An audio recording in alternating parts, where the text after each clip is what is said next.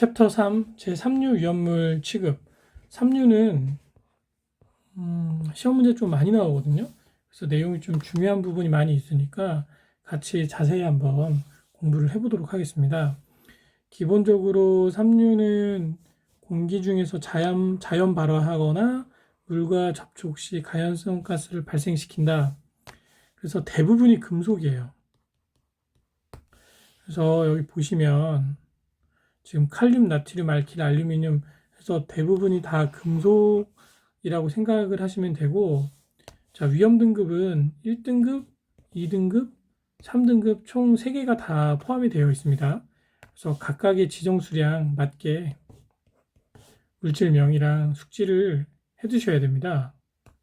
용어의 정의는 기본이니까 반드시 암기를 해두시고요. 3류는 보호할 때 보호액으로 이제 보호를 해야 되거든요.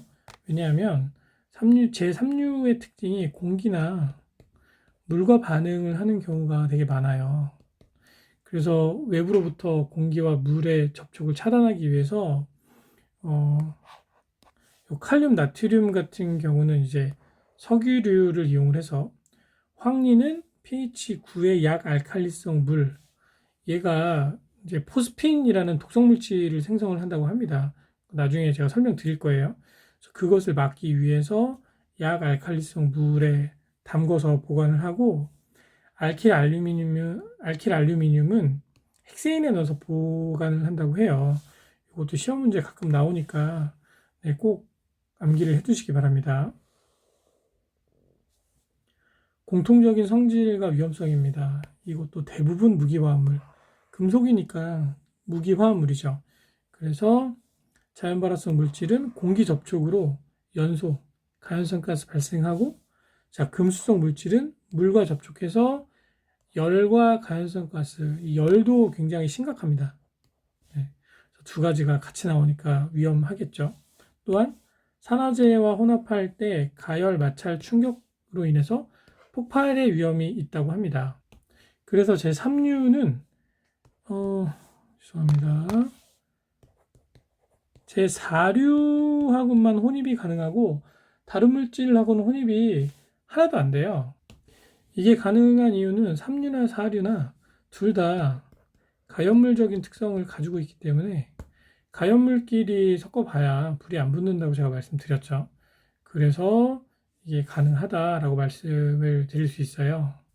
그래서 3류를 보호하는데 4류의 보호액으로 쓴다고 했잖아요. 저 위에 보면 여기 지금 등유, 경유, 파라핀, 이 석유류가 결국에 4류거든요.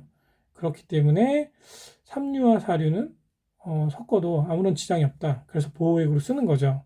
같이 연계해서 공부를 하시면 좀 좋을 것 같습니다. 저장 및 취급 방법도 한번 읽어보시고요. 이 제3류 물질인 경우는 대부분 금수성, 자연발화성의 특성을 가지고 있어서 물과 공기와의 접촉을 막아야 됩니다. 그래서 건조사나 팽창질석, 팽창진주암, 탄산수소 염료를 이용한 이제 분말 소화를 이용을 하고요.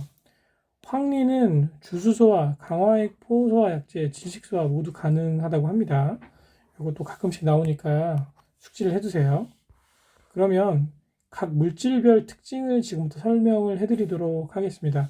이 부분이 시험에 굉장히 많이 나옵니다. 네. 3류가 시험이 좀 많이 나와요. 우선 칼륨입니다.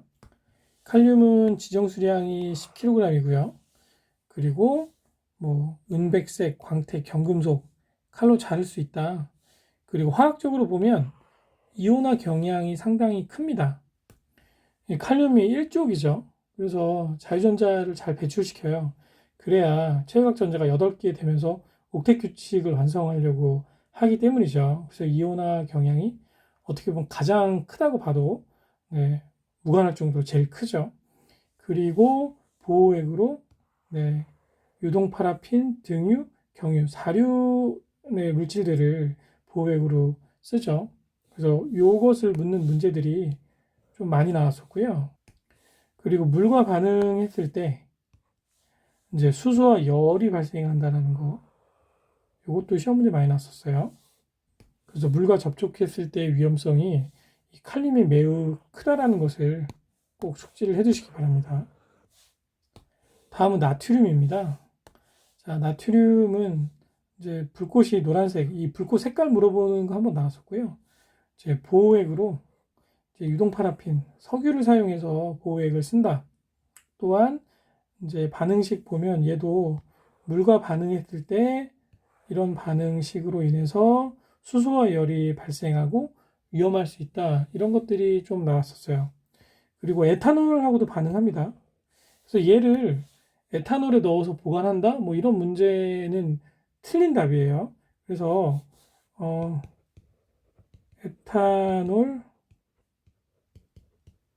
보관 금지입니다. 에탄올이랑 반응을 하면 수소 발생해요. 폭발하고 터질 수 있습니다. 그래서 보관은 반드시 이제 석유, 유동 파라핀으로 보호액으로 써서 보관한다. 이 정도 아시면 될 것 같아요. 3번 알킬 알루미늄. 이제 알킬기와 알루미늄이 결합한 화합물이라고 나와 있는데요. 알킬기의 정의가 그 알케인, 즉 포화탄화수소에서 수소 한 개를 떼어낸 작용기를 우리가 알킬기라고 합니다. 자, 무슨 얘기냐면 대표적인 그 알케인이 이제 탄소 하나 있을 때 이제 메테인이잖아요. 그래서 CH4 이렇게 돼 있는데 요거 수소 하나 띈 거예요. CH3. 그러면 이제 하나가 남겠죠. 얘를 구조식으로 그리면 원래 이제 C가 이렇게 있고 공유전자를 수소랑 총 4개를 이렇게 유지를 하잖아요. 그래서 수소 하나를 띄고 여기 이제 어떤 물질이 붙을 수 있는 요 작용기를 우리가 알킬기라고 합니다. 그래서 이름을 보시면 여기 지금 탄소가 하나가 있으면 이제 트라이메틸이고요. 트라이니까 3개니까. 그리고 탄소가 2개 있으면 이제 3개니까 트라이에틸이 되겠죠. 그리고 탄소가 4개이고 요거 3개 있으니까 트라이아이소부틸 알루미늄 이런 식으로 이름을 부르게 되는 거죠. 근데 여기서 한 가지만 좀 명확하게 설명을 드리자면 이제 알킬 알루미늄이 여기서 지금 지정된 물품명이 총 3가지거든요. 여기 사실 하나 더 있어요. 트라이 프로필 알루미늄이라고 있습니다. 그러면 탄소의 개수가 얘는 1개고 얘는 2개고 이제 프로필이면 3개거든요. C3 그리고 아이소부틸이면 C가 이제 4개입니다. 그래서 탄소의 개수가 4개까지는 알킬 알루미늄이란 이름으로 해서 굉장히 위험한 그런 그 화합물로 우리가 취급을 해야 돼요. 근데 탄소가 5개 이상으로 붙으면 그때부터는 탄소의 숫자가 너무 많아져서 이게 물질이 무거워져요. 그래서 불이 붙으려고 해도 분자량이 너무 커서 이게 이제 자연 발화가 잘 안 되거든요. 자연 발화성이 상대적으로 매우 떨어지게 됩니다. 그래서 탄소가 1개에서부터 4개까지는 자연 발화가 잘 되고 요거 넘어가면 불이 거의 안 붙는다고 보시면 됩니다. 그래서 탄소가 5개, 6개, 7개 넘어가면서 점점 더 불이 더 잘 붙는다 뭐 이렇게 가짜답으로 유도하는 그런 문제들이 나와요. 그래서 이 내용을 이해를 하시면 절대 틀리지 않을 겁니다. 탄소가 많아지면 분자량이 무거워지니까 휘발이 잘 안 되겠죠. 그래서 불이 붙지 않기 때문에 그 답은 오답이 되는 겁니다. 그래서 그 내용을 숙지를 좀 해두시고요. 자, 다음은 반응식을 보겠습니다. 그래서 반응식은 시험지 나온 것이 이제 트라이에틸 알루미늄에 대한 물과의 반응식이 시험지에 나왔었어요. 그래서 이렇게 반응을 하면 이제 어떤 물질이 생성이 되느냐. 그래서 트라이에틸 알루미늄이 반응을 하면 죄송합니다. 네. 반응을 하면 에테인이 나오죠. 지금은 이제 테인이라고 부르고, 이때 문제가 아마 2014년, 15년 정도에 한번 나왔었는데, 그때는 이제 에탄이 발생되는 물질은 무엇인가, 그래서 요 트라이에틸 알루미늄을 고르는 게 시험 문제였거든요. 그래서 이런 식으로 한번 나왔었고요. 또한 어떤 이론의 내용과는 큰 상관없이 각 물질의 그 탄소 개수를 구하는 문제가 나왔어요. 이 문제는 뭐 이렇게 어려운 문제는 아니죠. 예를 들면 깨끗하게 좀 지울게요.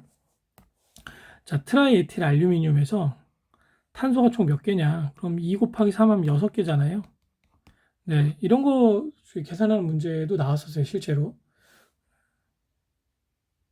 그래서 알킬 알루미늄은 이 정도 내용으로 가름을 하고 넘어가도록 하겠습니다. 그리고 알킬 리튬은 문제로 나온 적은 없고요. 그 보기로 나왔었습니다. 그래서 이 반응식에 대한 보기가 한번 나왔으니까 이거 한번 보시고 뭐 이런 물질이 있다 정도 아시면 될 것 같아요. 출제 빈도는 높진 않습니다. 자, 다음은 황린입니다. 시험 문제에 무지하게 많이 나온 그 물질이고요. 왜 이렇게 이 물질을 좋아하는지 모르겠어요. 자, 그래서 황린은 기본식으로 화학식이 P4입니다. 여기 어떤 문제가 나왔는지 성질을 제가 좀 줄을 쳐드릴게요. 우선 기본적으로 백색 또는 다망색의 자연 발화성 고체이고, 비중값, 증기비중값, B점, 융점 다 나왔습니다. 그리고 이산화황이 용해가 잘 되고요. 물과 접촉할 때는 인화수소가 발생한다. 그래서 저장할 때는 pH를 9.0 정도로 유지를 하는 것이 중요하다. 그래서 황린의 보존액의 pH 기준점이 시험에 많이 나왔어요. 그래서 9.0 정도로 유지하는 것이 필요하고, 또한 이 물질이 자연 발화성 물질이기 때문에 산소하고 그러니까 결합을 좀 차단을 해야 되는 특징이 있다.